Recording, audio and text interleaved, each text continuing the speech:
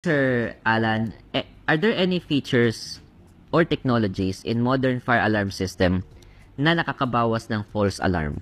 Yes, Sir JB. Sa ngayon, manufacturers have included as features of their system yung tinatawag nila na drift compensation. Drift. Yeah. By drift compensation, big sabihin, yung sensitivity ng smoke detectors adjust. As the device becomes dirty, so napifix yung sensitivity. So hindi siya nagiging prone sa false alarm. Kasi yung normal na detectors, habang nagdudumi siya, yung nagiging sensitive.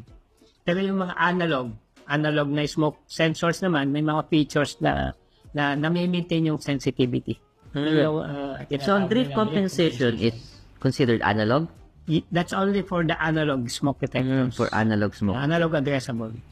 And it has a feature na nag-a-adjust siya sa environment, sa Yes. dust accumulations. Sa dust And from there, nababawasan niya yung false alarm. Okay.